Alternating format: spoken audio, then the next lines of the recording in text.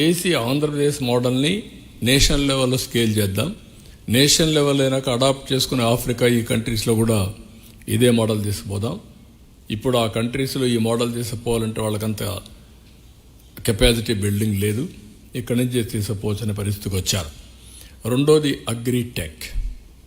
అగ్రికల్చర్లో టోటల్గా end to end ఆ solutions అన్ని పెట్టి డ్రోన్స్ కానీ సెటిలైట్ కానీ ఎవ్రీథింగ్ మనం ఎన్ని పెట్టి ఏం చేయాలనో చేసి అధిక దిగుబడి ఇవన్నీ చేద్దామని చెప్పి అన్నారు.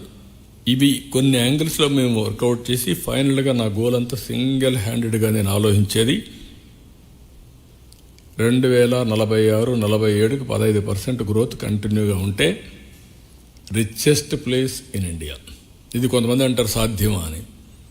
ఇక్కడ పుట్టిన పిల్లలు అమెరికాకు పోయి $1,20,000 చేస్తే 25 ఏళ్లలో ఇంకా 25 ఏళ్ళ తర్వాత కూడా మనం $42,000 నేను అడిగేది 40. వాళ్ళకంటే అప్పుడు వాళ్ళు ఎక్కడే పోతారో తెలియదు, 10 లక్షలు పోతారా 20 లక్షలు పోతారో తెలియదు. అంత ఆదాయం వాళ్ళు సంపాదించే 10 లక్షలు కాదు, ఇక్కడ 58 లక్షలు కోట్లకు వెళ్తారు. That is where opportunities are there. దానికి మళ్ళీ కన్సిస్టెంట్ గవర్నమెంట్ ఉండాలి. మీరు ఎప్పుడన్నా చూడండి, ఏ గవర్నమెంట్ అయితే ఇండియాలో, నేను రిక్వెస్ట్ చేస్తున్న గవర్నమెంట్ ఆఫ్ ఇండియాను కూడా కంపేర్ చేయాలి.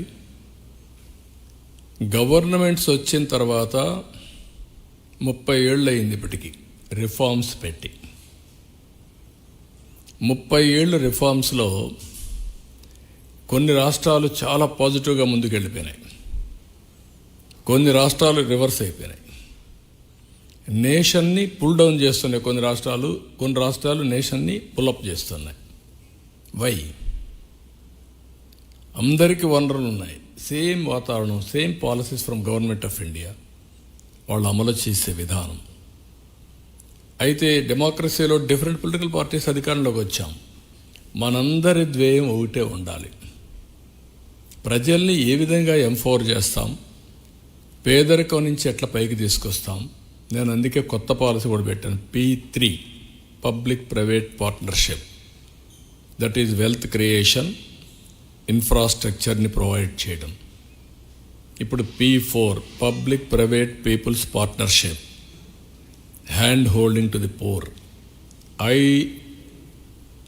నెట్వర్త్ ఇండివిజువల్స్, కింద నుండే వాళ్ళని హ్యాండ్ హోల్డ్ చేసి టాప్ 10%, కింద నుండే బాటం 20% చేయగలిగితే ఆర్థిక అసమానతలు తగ్గించడం. ఫేజ్ 1 జీరో పవర్టీ, ఫేజ్ 2 ఆర్థిక అసమానతలు తగ్గించడానికి అవకాశం ఉంది. పీపుల్ యాజ్ క్యాపిటల్ మనం చేయగలిగితే వండర్ఫుల్ వర్క్ జరుగుతుంది. నేను అక్కడ కూడా చెప్పాను, population management is my top priority now. India will have advantage 2047. Afterwards India will have a disadvantage. ఆ డిసడ్వాంటేజ్ నుంచి అధిగమించాలంటే ఇప్పటి నుంచి పాపులేషన్ మేనేజ్మెంట్ చేసుకుంటే సెంచురీస్ టుగెదర్ ఇండియాస్ ఇరా, అది జరుగుతుంది. దానికి కూడా మనం వర్కౌట్ చేసుకునే అవకాశాలు ఉంటాయి. ఇవన్నీ నేను చెప్పినప్పుడు చాలామందికి స్టోరీస్గా కనపడుస్తాయి, థియరీగా కనపడుస్తుంది. హైదరాబాద్లో నేను ఇవన్నీ ఐటీ మాట్లాడితే పీసీ అంటే కూడా పోలీస్ కానిస్టేబుల్ అనే పరిస్థితి. నేను పర్సనల్ కంప్యూటర్ అంటే కాదు, పోలీస్ కానిస్టేబుల్ అనేవాళ్ళు, ఎవరికి అర్థమయ్యేది కాదు. అక్కడి నుంచి స్టార్ట్ చేసాం. Today you are seeing the change, sea change. కాబట్టి ఎప్పుడు కూడా మనం చేసిన పనులు శాశ్వతం, మనం చేసిన విషయాలు కూడా శాశ్వతంగా ఉంటాయి.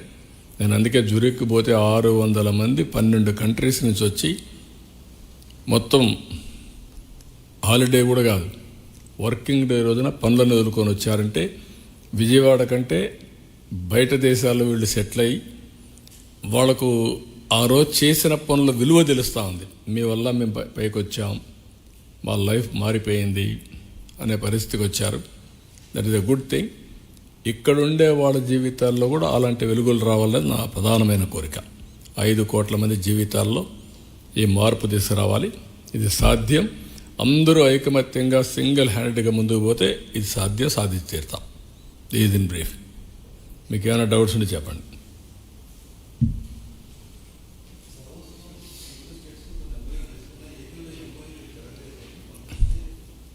ఇప్పుడు చెప్పా కదా,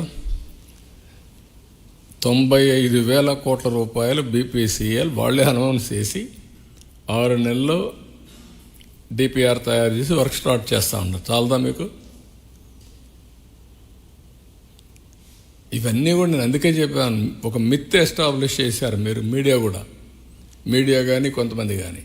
ఏది దావోసు పోతే ఎంఓయూలు చేసుకోవాలి, మళ్ళీ ఎంఓయూలు ఏమైనా అడిగేవాళ్ళు ఉండరు, కాగితం మీద పెట్టేసి అదేదో ఇది చేయడం, అది కాదు, కరెక్ట్ కాదు. Yes, I'm very happy there is a good competition among states. నేను అదే చెప్పాను, కడాన కేరళలో ఉండే కమ్యూనిస్ట్ గవర్నమెంట్ కూడా పోటీ పడే పరిస్థితికి వచ్చారు. నేను అదే ఎగ్జాంపుల్ చెప్పాను. మేము ఉండే అన్ని 3 చీఫ్ మినిస్టర్స్ 3 రాష్ట్రాలు వచ్చారు, 5 మంది కేంద్ర మంత్రులు వచ్చారు. తమిళనాడు, కేరళ ఇండస్ట్రీస్ మినిస్టర్స్ వచ్చారు, యూపీ చీఫ్ సెక్రటరీ వచ్చారు. ఆ ఎగ్జాంపుల్ చెప్పాను.